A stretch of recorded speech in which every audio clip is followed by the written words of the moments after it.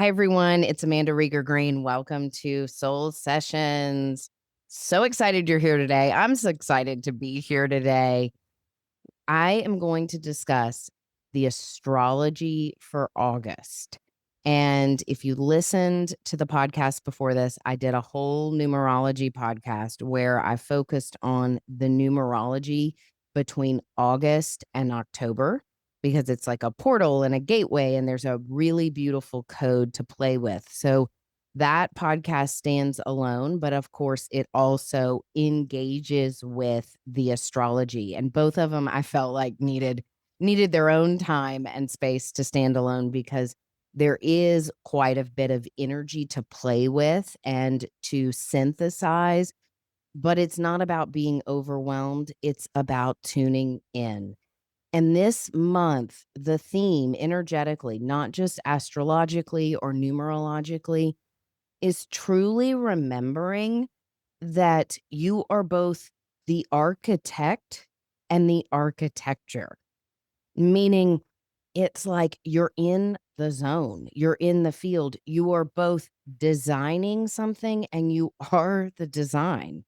And I know that may sound paradoxical or like a polarity, two things being true at once, but think about yourself as this fusion of energy. The energy is really fine tuning and fusing into a frequency, a different frequency field.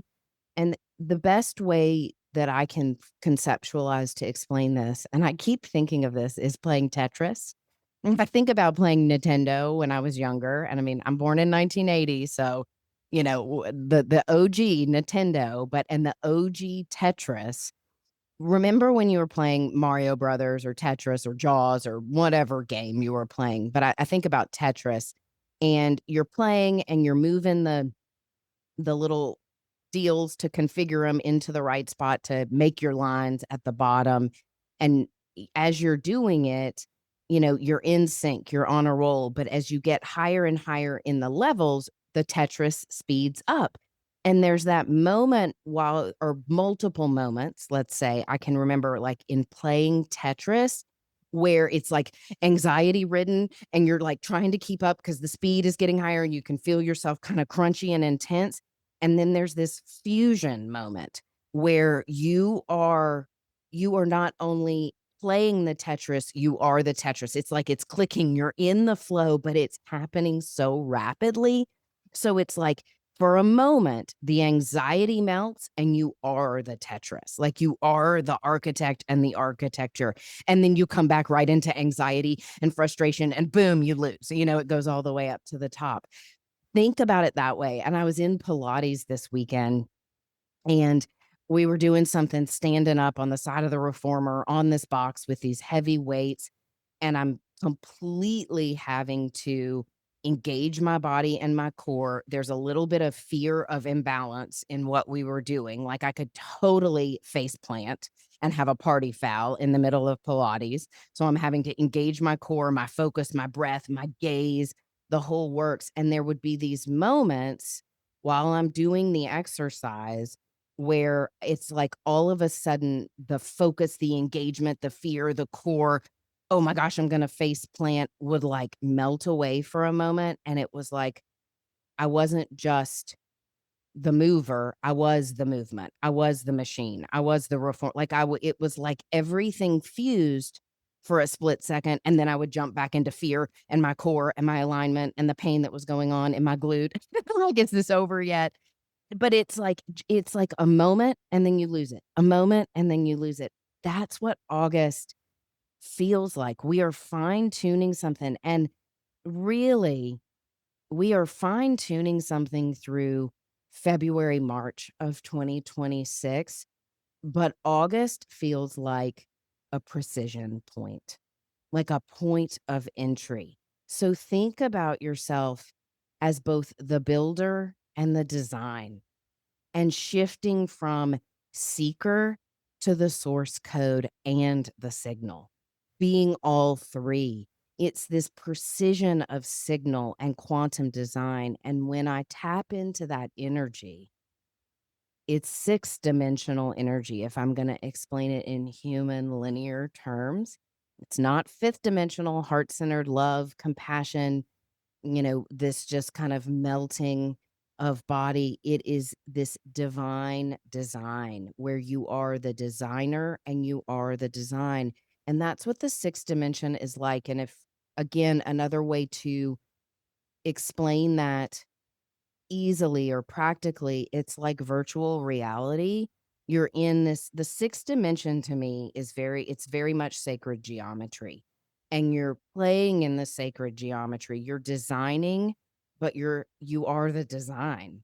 Yes, is that esoteric, elusive, mystical, confusing, but think about yourself that way. When are you in that quantum point and especially in that quantum point where there's fear and anxiety and there's determination, but then there's this receptivity that happens. And the example I gave of Tetris or Pilates, it's like you go in and you're like, I'm in the zone. I am one with, and then you come out. Or I think about being in yoga sometimes, and I think about being in eagle pose where your arms are wrapped and your legs are wrapped and you're balancing. And there's moments when I'm in that beautiful eagles pose where it's like I want to fall out of the pose. I lose my gaze. I'm, tightening up so much. And then at some point, I kind of let go and I am the eagle. I am the pose.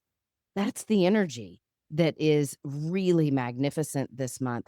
So think about when you're both the design and the designer, right when you're in that point.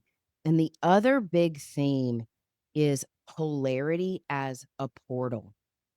And we're going to do I'm going to give you a fun exercise, especially around the full moon this month, that I think you will find tremendous value and potency and clarity through, and I will share that because I think it's gonna be super helpful in this quantum rebalancing and also getting you into the energy, the frequency of what I am conveying right now of being both the architecture and the architect.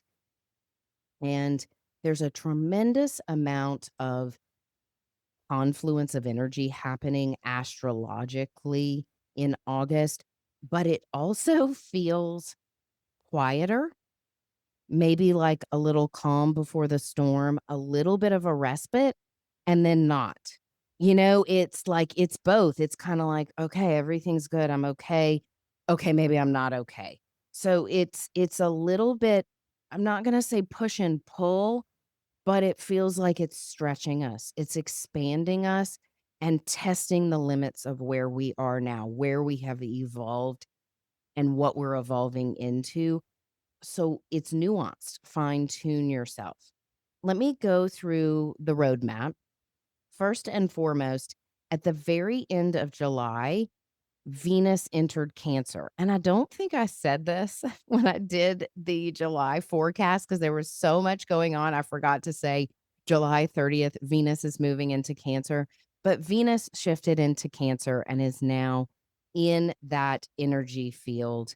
And when Venus is in Cancer, the theme is really connected to emotional rerouting, softness as your power and presence, and coming home, feeling at home in your own skin and finding the beauty in that, the beauty in softness, not push, strive, achieve.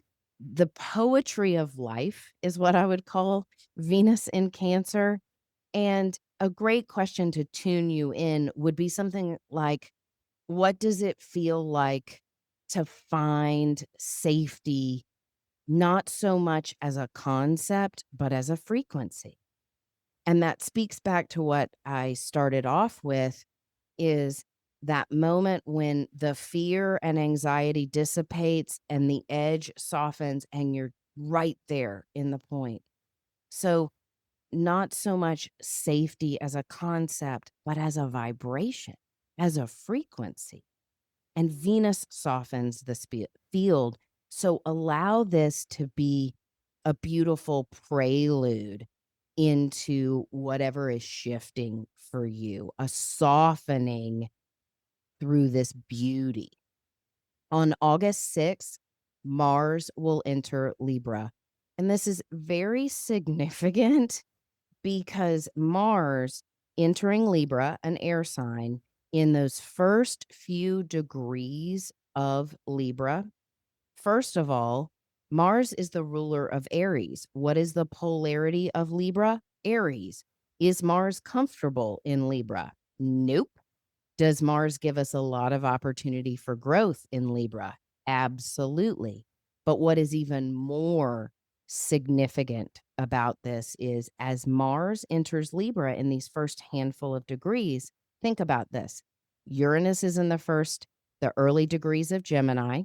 Both Saturn and Neptune are in the early degrees of Aries, and Pluto is in the early degrees of Aquarius. Air, fire, air, fire. So, what does this mean for Mars? Mars is making positive aspects, which would be trines and sextiles, to all the heavy hitter outer planets Uranus, Saturn, Neptune, and Pluto. That's a big old deal because it's beautiful because they're these positive, beneficial aspects. And the beauty of Mars making the aspects is Mars is an initiator. Mars is, I better take charge. I better do this myself. Okay, what needs to be done? I'm going to go for it. It gives you the oomph and the passion and the courage. Certainly, it has its shadow attributes, and I will communicate those shortly. But with the positive energy flow in trines and sextiles, it's about us seizing the moment, taking advantage of them. Otherwise, that energy passes you by because Mars will say, okay, here's the opportunity. What are you going to do about it? Are you going to respond to it? So, with Mars in Libra, Libra, balance, harmony, Mars, individuality, assertion, initiation, you are balancing your action and receptivity. And it is this sacred dance around conflict, relationship, and polarity. Meaning, is there going to be some squabbles and relationship conflict and argumentation that comes up? Heck, yes, there is. But Mars in Libra is not so much about reacting as it is responding, which fine tunes that polarity. So notice where you get triggered and you want to jump to conclusions, overreact, and see if you can dial it in a hot minute and really take a beat and ask for divine guidance. What would be my response that would be the most optimal outcome for everyone involved? Mars in Libra is tricky, but it's also frequency balancing. So we are being invited to balance our assertion with our artistry. And just like I was speaking about Venus in Cancer, talking about the poetry of life, that's that's the higher octave of Mars in Libra is responding to life like artistry or poetry. And that also speaks to being the architect and the architecture. So there's a lot of beauty energetically. When we talk about Venus and Cancer, Mars and Libra, both of them galvanize in poetry, artistry, beauty, softening versus brute force. And Mars is full on brute force. So you remembering when you get super aggressive, you want to react, you want to throw down. I've had enough of this. We all know how that feels. I can have that 10 times in a day. Actually, not really. Not really. But I know what it feels like. I just need to say something and I need to say it now. That's when I know, "Hold on, cool your jets, girlfriend."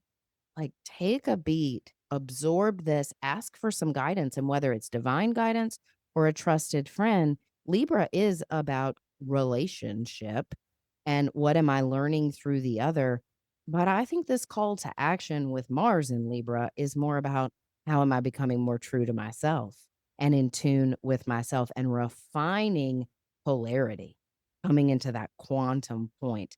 So just remember, not only is Mars in Libra, Mars is like sending beams out and communicating with these bigger outer planets in its first, handful of degrees in Libra, and it's asking you to take action from your highest integrity. And that also speaks to the numerology of the 9 and the 8, which I discussed in the last podcast.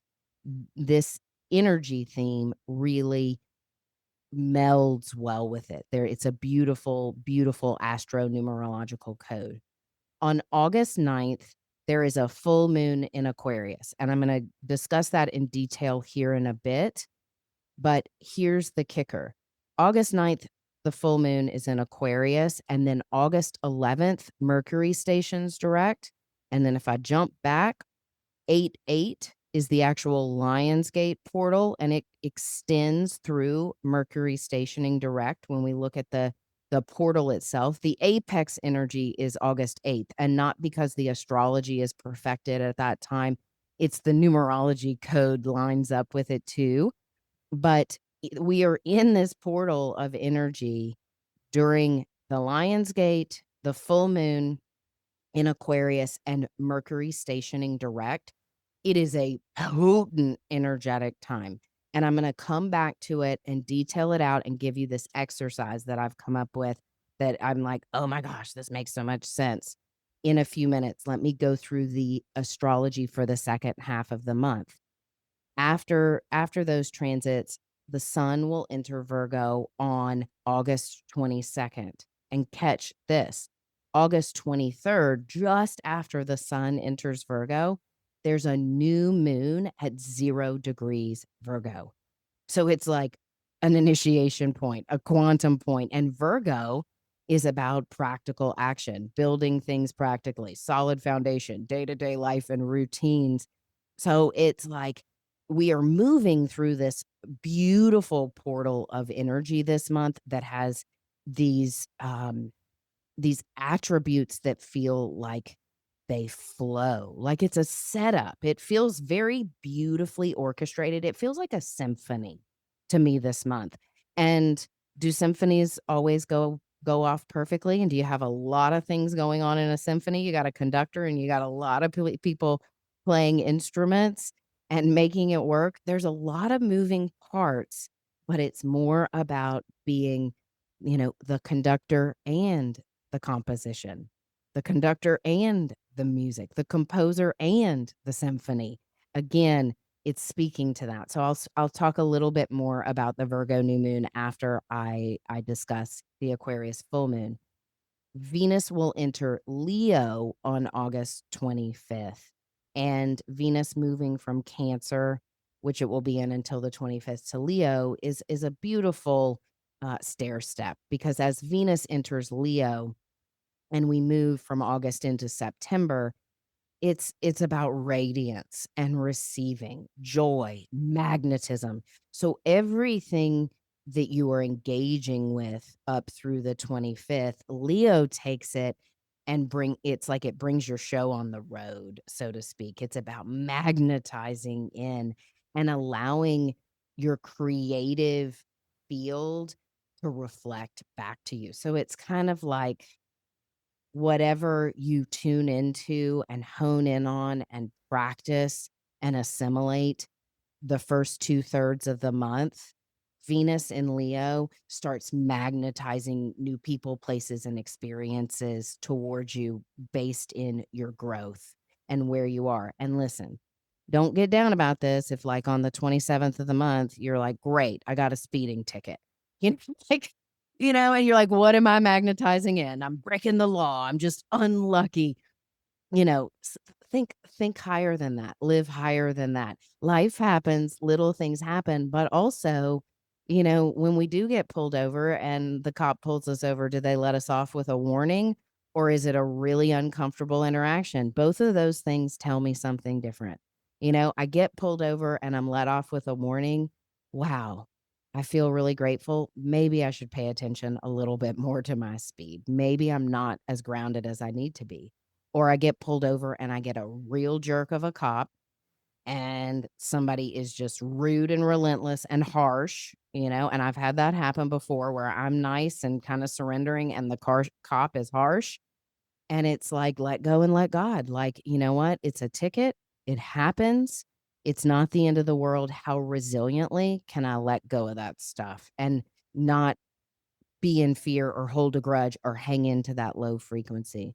But Venus entering Leo is a lot of fun and capitalizes on fun and pleasure and beauty and connection and just radiance, magnetism. And last but not least, energetically, September 1st. And the reason I'm bringing this up is because it's important as we close out the month of August. But September 1st, Saturn, which is retrograde right now, just like Neptune in the early degrees of Aries, will retrograde back into Pisces. This is significant, and I will talk more about that energy as we move into September.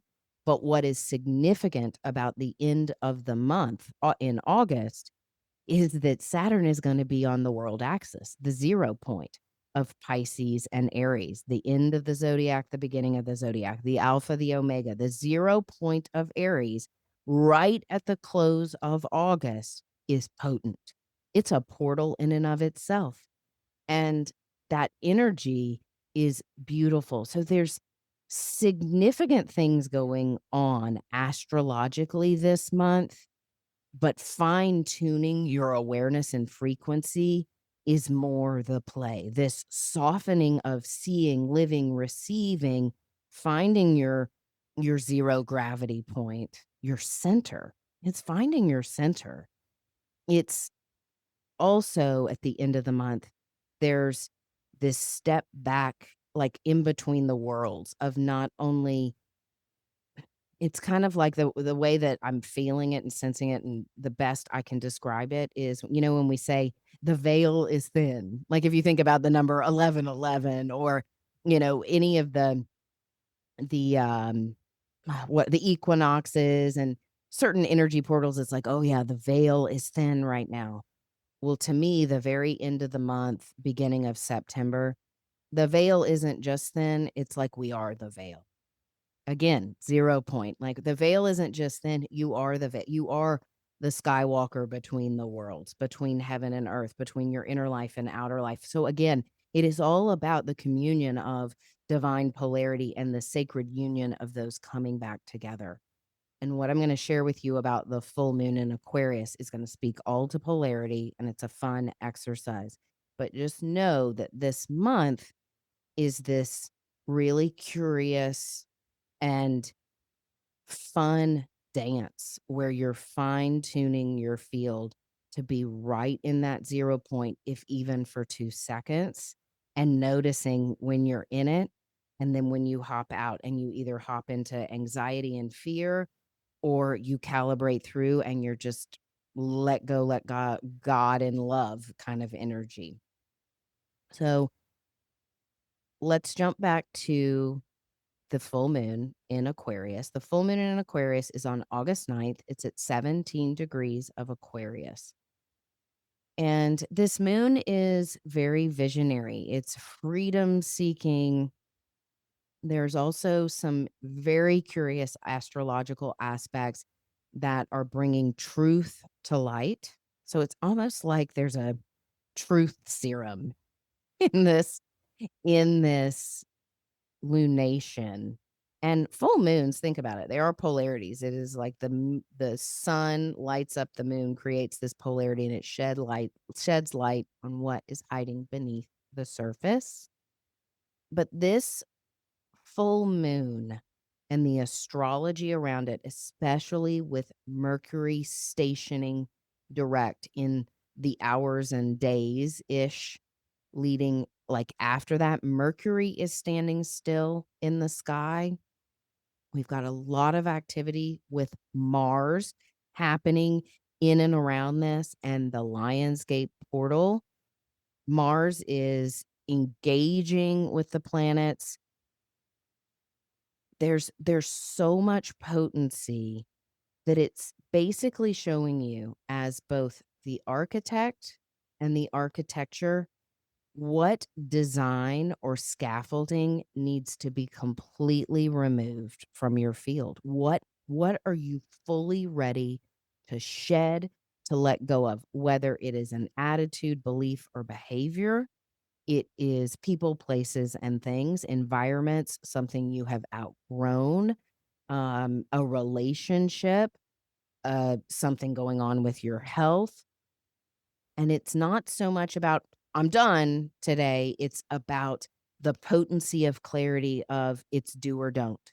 It's absolute yes, absolute no energy. So it's jerky a little bit. I mean, it's full on like an apex of energy. And it's immense, especially because we have so much activity with Mars. The the recipe for disaster is fighting, overreacting, jumping to conclusions. And then days later, after this energy begins to dissipate and Mercury stations direct, which is already, a cocktail for miscommunication and misunderstanding, a few days later, you get the facts or you get the real story, and you're like, shoot, I jumped to conclusions. I made a mountain out of a molehill. Like I was a jerk. Or I should have checked myself, or maybe I should have kept my mouth shut. And remember, as I'm saying this to you or to myself, remember that for other people who may not be as aware and not have the roadmap astrologically or be into this stuff like we are. If people jump to conclusions with you or jump down your throat or accuse you of something or press you really hard, where can you say, hey, I think you may be misinterpreting this, or maybe you're projecting a little bit. Can we talk about this in a couple of days when you cool down and we can really talk about this logically? So if somebody comes at you versus you being the come atter, I know that's not a word, but we're going to say you either are come at or you're the come atter. Either way, because we're talking about polarity, how can you just be present without taking on somebody else's gunk and projection or projecting onto and projecting sideways? So it's almost like instead of this full moon feeling like point A to point B, a straight line, it's like a zigzag. So it's designed to throw you off, but it's not throwing you off, it's fine-tuning you into the path, into the field, and it's not about an end game or an end point, it is about being the center, being the point. And the exercise I wanna share with you, and this will connect because of Mercury stationing direct in Leo, and Mercury being about the mind, Leo being about creative self-expression, living from the heart, generosity, shining your light, and being seen is a polarity practice. And most of this month is this rebalancing energy. And the beauty of it is once we get to the sun entering Virgo and the Virgo new moon, the 22nd, 23rd of August, and then remember we have Venus moving into Leo the 25th, the new moon in Virgo at 0 degrees. Virgo, I love Virgo new moons because they're about starting a new routine, anything that relates to my day-to-day life, health, and wellness. And they're also about being useful, being practical, and of service. But guess what? That new moon kicks off. It kicks off eclipse season because in September, we have two major eclipses. And that Virgo new moon basically opens the gateway into eclipse season. So the fine tuning you do in that first 2/3 of the month sets you up for big time transformation, shifts, and changes in the months ahead through eclipse season and into 2026.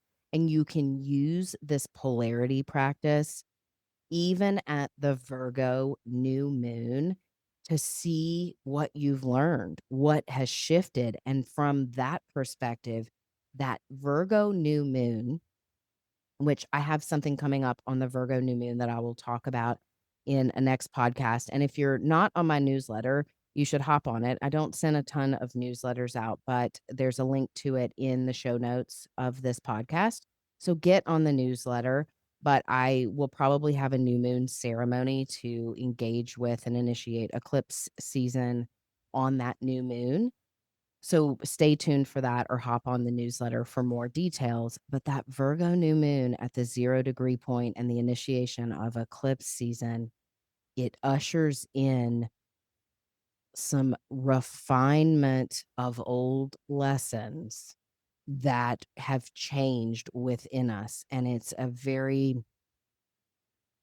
clarifying and strategic new moon that will k- basically jumpstart your eclipse season if you utilize that energy well and the energy of this month. And again, this is not about perfection. It is about finding your center of gravity today, remembering you are both the architect and the architecture. It's Tetris, y'all. This month is total Tetris. And when I think about playing Tetris, it makes me laugh because it's a game. It's just a game. And sometimes looking at this life and the matrix and the energy and all the things, it's like, how can you play life like a game? And I don't mean be a player, but I mean, how can you be the composer of this beautiful symphony of your life and very connected to the music and the symphony that you are composing and feel empowered through your true divine essence. So remember, this whole month is a portal, and it's like the polarity is the portal. Be the source code, be the signal, and transmit your frequency. Take care, everyone. Be well.